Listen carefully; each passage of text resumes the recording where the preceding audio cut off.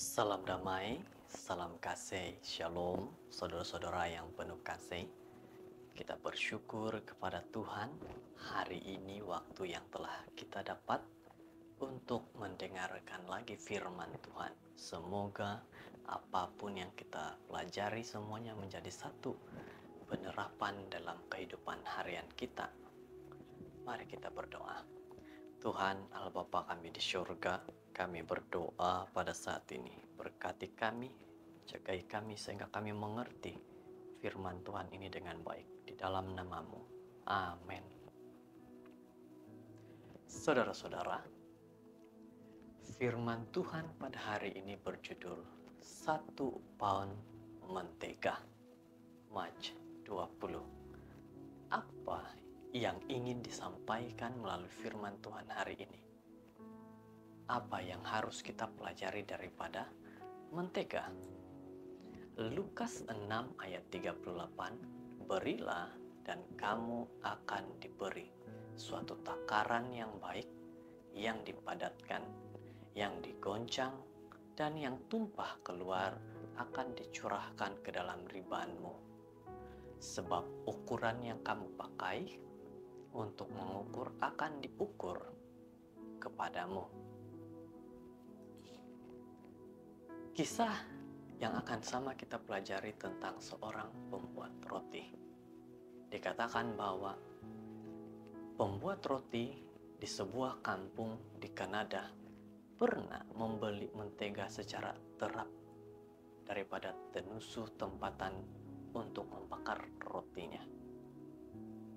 Pada suatu hari, dia mula mensyaki bahwa bungkusan mentega itu lebih ringan daripada biasa. Apabila dia memeriksa berat mentega itu, dia mendapati semuanya ringan.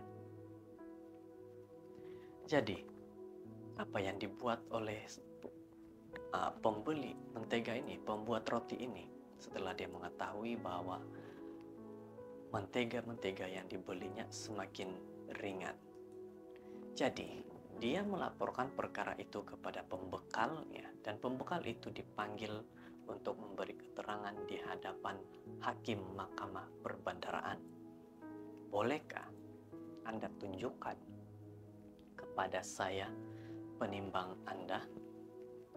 Tanya hakim, berminat untuk melihat sama ada berat mentega itu dimanipulasi. Saudara-saudara, tidak sangka sehingga perkara ini menjadi satu perkara yang serius sehingga ke pihak mahkamah. Dikatakan penjual ini berkata, saya tidak menggunakan penimbang, jawab penjaga lembu. Terkeduh hakim berkata, jadi bagaimana Anda tahu ukuran Anda adalah tepat? Ini sangat mudah.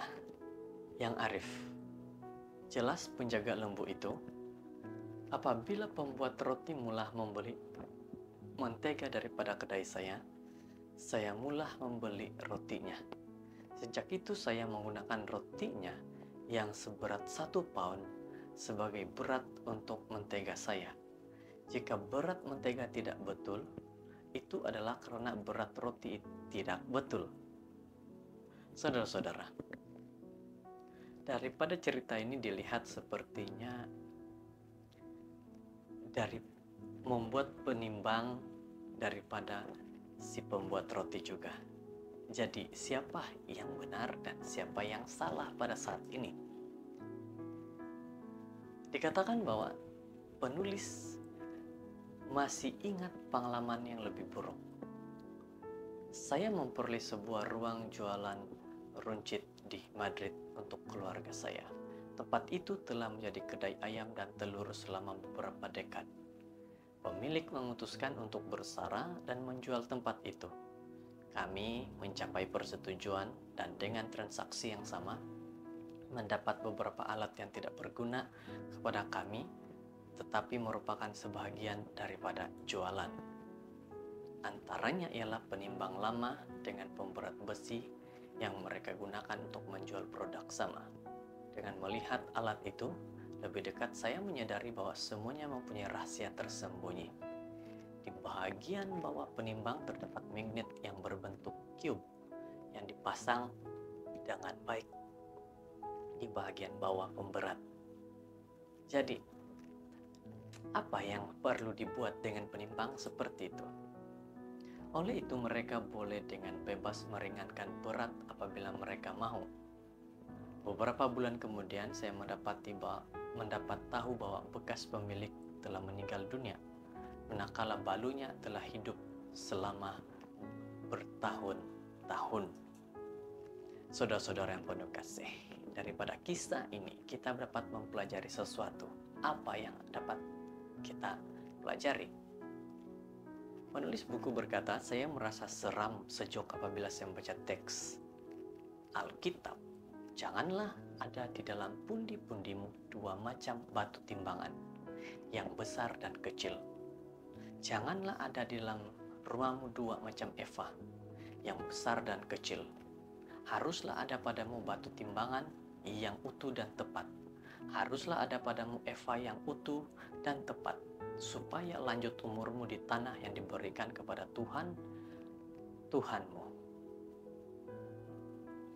Ulangan 25 ayat 13 hingga 15. Kalau kita pelajari dengan baik ayat ini, memang ayat ini menjadi satu ayat yang begitu tegas kepada kita. Kalau kita mau berniaga, berniagalah dengan tulus. Jangan menggunakan hela-hela penipuan.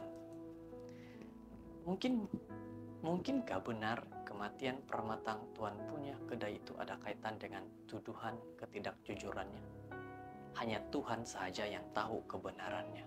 Tetapi ayat tersebut menekan keseriusan kejujuran, keseriusan dalam perniagaan, dalam perhubungan, dalam persahabatan, dan dalam apapun. Marilah hari ini buatlah yang lebih baik lagi, di mana ayat hari ini memberikan lebih jauh. Teks hari ini menjemput kita untuk memberi lebih, dan dengan itu menerima dengan banyak. Alamilah hari ini berkat janji Tuhan itu. Bermurah hati kepada sesama, dan Anda akan segera melihat hubungan yang lebih baik dengan mereka dan ganjaran yang lebih besar.